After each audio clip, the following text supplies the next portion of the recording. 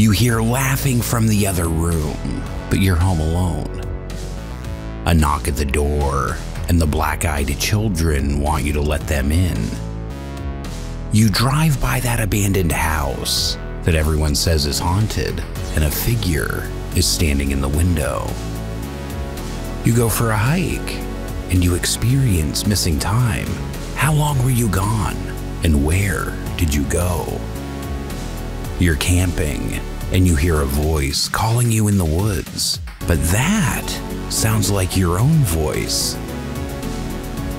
Every town in the world has its scary stories. This is the Local Legends Podcast.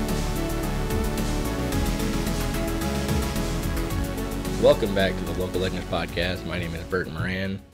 This is episode 2, and today we are going to be checking out a very interesting story that happened here in South Dakota. It's a place I've been to many times for work. I've driven by this location, but before we get into that, there's a couple other things I want to take care of. Starting out with, if you did not know, I am also a YouTuber. You can check out my YouTube channel. It's called Local Legends with Bert Moran, or just Local Legends Bert Moran. I should have added a with, but I never did.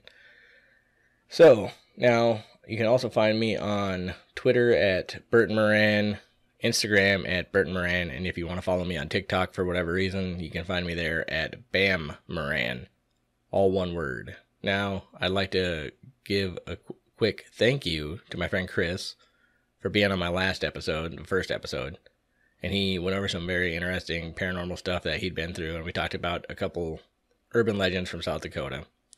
And this is another one from South Dakota, but don't worry, they're not all going to be from South Dakota. This is just one that I've known about for a long time, and I've kind of wanted to, I wanted to put it out there. It's been a long time I've been researching this one, and it's just interesting. I've reached out to people on it, and I never did get a response from anybody, but that doesn't mean I wasn't trying. But before we get into the main story, I do want to focus on a new thing. I'm going to try every episode to look into a little story and call it supernatural news or something like that, because that's basically what I'm looking up online. And I found this one called Family Terrorized by Ghost Under the Floorboards Days After Visiting a Psychic. And this is on mir.com, I think it is. I'll leave a link in the show notes. A family says that they have been terrorized by a ghost that has been living under the floorboards just days after visiting a psychic. They say that what has been going on in their home has left them feeling unsettled, but they are not in a position to move out of the house, so they'll just have to deal with it. It says Gillian Harper, age 25, and partner Kieran Roos, 29, say that they felt tormented by the knocking under their floorboards. And I might pronounce these names wrong, and if I do, forgive me, but if you know how to pronounce Kieron, go ahead and feel free to let me know how to say it correctly. Anyway, it says, after visiting a clairvoyant, the pair now feel that they are living in a home that is like a paranormal version of The Borrowers. While the couple have lived in their whole home for 2 years without any unusual encounters, after visiting a psychic, they became increasingly disturbed when they heard banging sounds come from the front room just days later. Despite at first brushing it off as one of those things, a few weeks later, Kieran noticed their cat standing at the bottom of the stairs, gazing across the hall. Confused, he walked over to check out the pet when he heard a loud sound, distant knocking sound coming from the front room, and immediately texted his partner. The strange noise kept on persisting, and the duo decided to investigate further. After much searching, they found the ominous rapping was coming from beneath the wooden floorboards and claimed they could feel the vibration from underneath. Jesus, makes me wonder if they have... that would make me think somebody was in the basement, to be honest with you. It's terrifying. They also experimented by knocking on the ground themselves, to which a mirrored response was made from the positive entity beneath. Okay, so it's kind of like... I don't know if you can hear this, but it's like... and then the character underneath would go... That's what I'm getting from it, is whatever they did, the apparition that's been knocking on their floorboards is doing the same thing. The parents to a 1-year-old say the banging begins 8 p.m. each evening and lasts about an hour before it stops, and they have admitted that it makes their little one afraid. Well, that's not good. Let me see. I'll read a little bit more here. Gillian said it's terrifying, and when you're in there and you put your hand on the floor as well, you can physically feel the vibration. It's there knocking, and you can feel it on your hand. It answers in a call and response sort of way. Interesting. The frequency can increase over time. It happened yesterday around 1 p.m., January 3rd, and it was worrying because it was only me and my daughter in the house. I could see where that would be terrifying. Made me feel scared to be in my own home. So recently because my partner is working, it's like a paranormal version of The Borrowers. See here.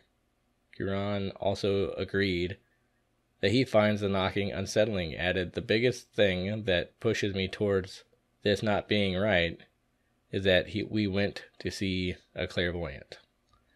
We lived here 2 years, never heard any creaking, knocking, tapping, not like that. The weird thing is that you can feel it.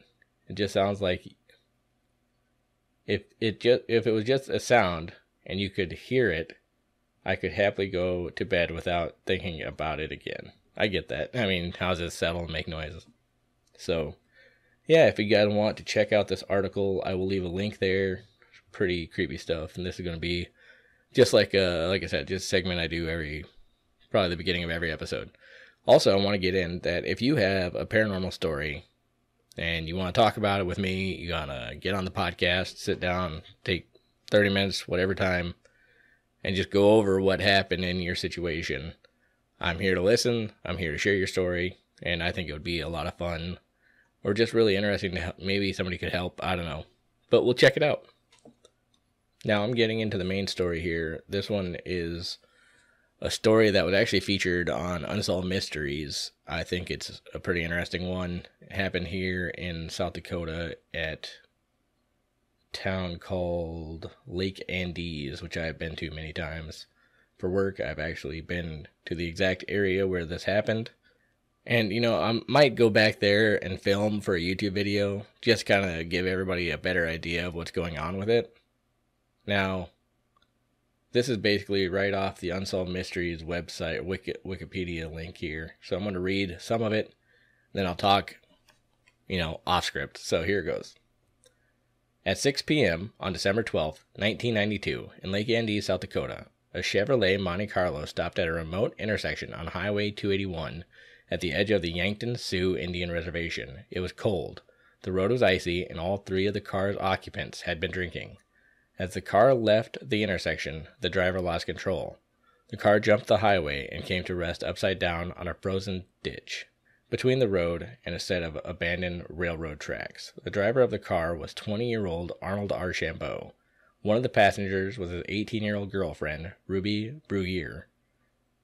The other passenger was Ruby's cousin, 17-year-old Tracy Dion. I'm going to stop there because I did reach out to Tracy. I did reach out to her, and I never got a response, which that's a little upset. Like, it kind of bums me out, but what do you do? I really appreciate her, even if she was to even take the time, By the time help arrived, Tracy was the only person still in the car. She was removed from it and taken to safety. For some unexplained reason, a reason she still cannot understand, Arnold and Ruby had apparently just walked away and abandoned her. She did not understand why they would leave her and try not to help her out. Why did they leave their best friend trapped in an overturned car in the bitter cold? For 3 months, there were no signs whatsoever of the young couple. They had quite literally vanished into thin air. Then, on the morning of March 10th, 1993, Ruby's body was found floating in the ditch. The next day, Arnold's body turned up just a few yards away. What could have happened to them? The area surrounding the ditch had been repeatedly searched in the weeks after the accident, yet the bodies were found just 75 feet from the crash site. In the incredible and bizarre case, every answer seems to give rise to another disturbing question, and one question in particular haunts the aspects of this investigation. Were Arnold and Ruby the victims of foul play? Okay, so if you want, I can leave a link to this. You can read it yourselves. But it kind of goes into how 3 months later, they find Ruby's body. Now, Ruby, she was very badly decomposed. Like, she had been missing for 3 months. Like, she had not been in good shape, as you wouldn't be, because, you know, she unfortunately passed away at this time. And she was very much decomposed.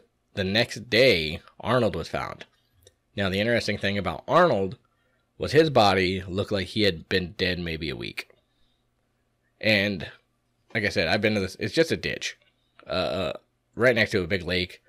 There's plenty of water I could see getting in there. Right next to some railroad tracks. The sheriff, what was his name? I reached out to him as well. Let me see if I can find his name. Bill Youngstrom. Deputy Youngstrom. I reached out to him. Didn't get a hold. He never responded. I wanted to just kind of talk to him about what's going on with the case. I believe he's retired now, but I could be wrong about that as well. But I reached out to him, no response.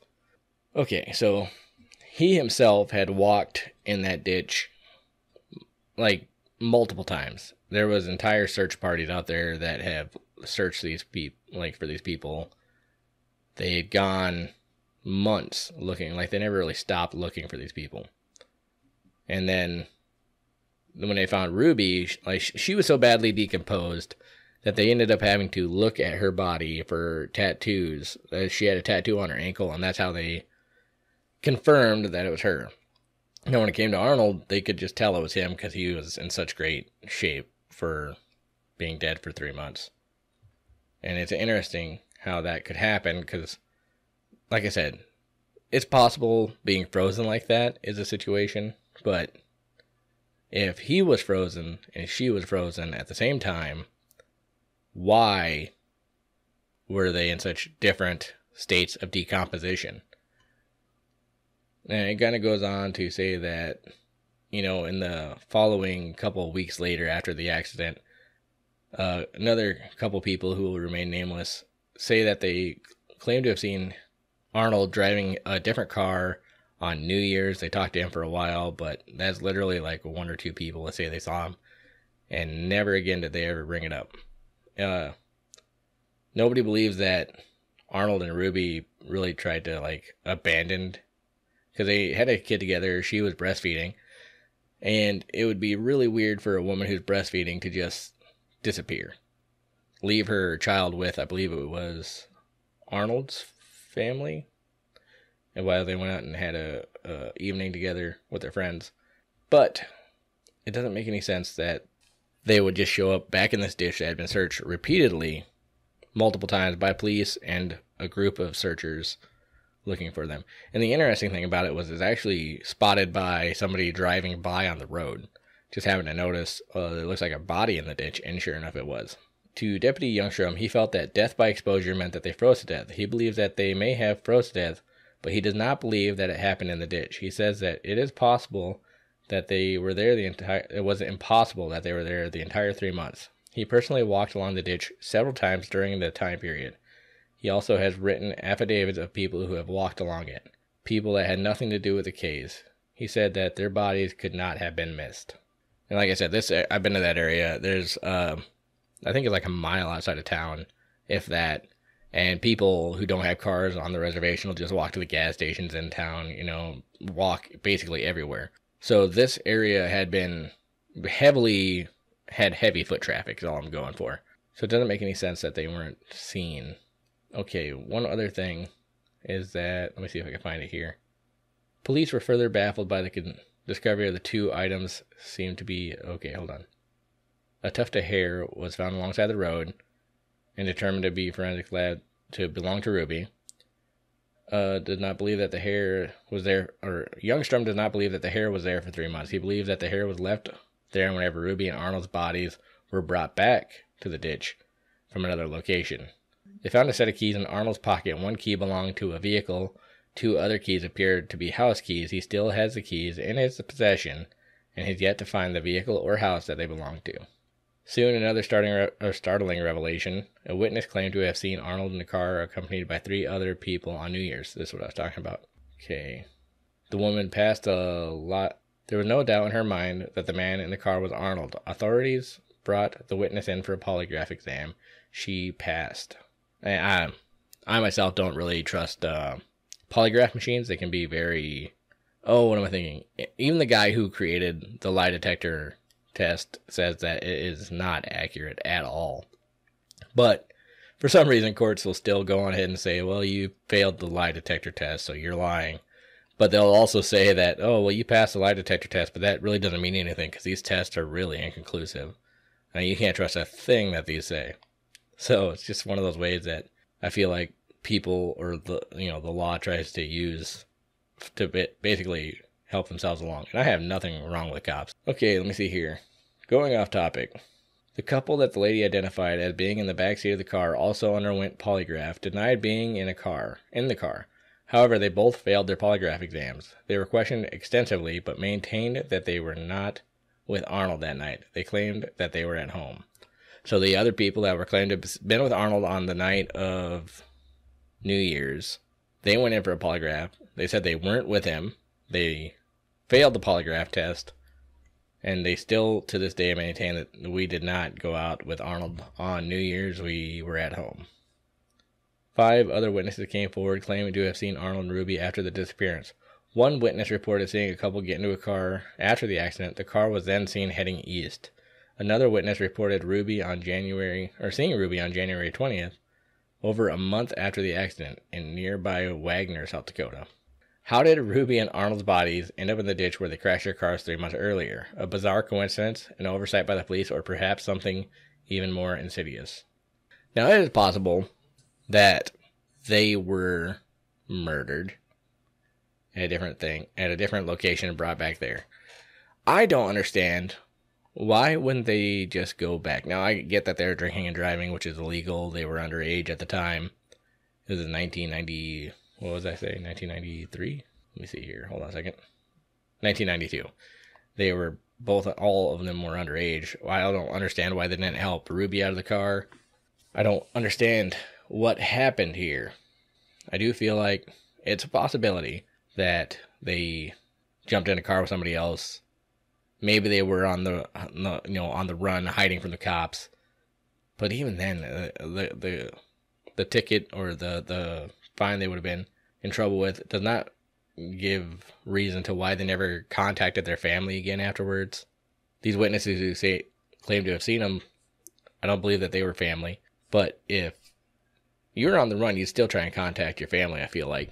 So that's one of the big flags for me. I don't understand why they didn't reach out, especially if they have a child that they have to take care of. She's breastfeeding. She's got to feed her kid. So, now with that being said, I also have a theory that maybe Arnold ran off. Now, I'm not saying Arnold was abandoning his child in any way, but this is just a theory that could have happened, that Arnold ran off. Maybe Ruby did die at the crash. Maybe she had internal bleeding, but that's not what they say killed her. They said that exposure killed her. So, is it a possibility that maybe she hit her head, passed out, died in that ditch? It was very cold out. Would she somehow get covered up in snow? I don't know. Another theory that I've seen on Reddit, I don't have a link for that one, is the portal theory. That perhaps they fell into some kind of a portal, and after they passed away, and then they reappeared, and that explains why he was so well decomposed versus her bad decomposition, or not, her much more natural decomposition versus his strange decomposition. I don't understand. I just don't get what happened with this case. Like I said, I'd like to go out to the area, maybe make a YouTube channel, or a video for the YouTube channel. So I think that pretty much covers most of this case. There are still some aspects I left out. I didn't talk about what their family said about them. They never reached out to their families. So if you want to look into this, I can leave a link to the Unsolved Mysteries website where they talk about this. I'll leave a link to the other website about the family that is terrorized by a ghost under the floorboards. This is a lot shorter episode because I think this will probably be about the size of these episodes. And I apologize if I'm not used to talking to myself like this. So I am going to try and get some more people out here to interview. But this is episode 2, the Local Legends Podcast. If you want to get a hold of me, you can find me on all social media websites. Well, not all of them, but most of them. You can message me on Facebook. It's just Burton Moran. You can find me on Twitter at Burton Moran, Instagram at Burton Moran, or TikTok Bam Moran. If you want to follow me there, if you want to get a hold of me, let me know. And I will see you guys in the next one. Thank you guys for hanging out.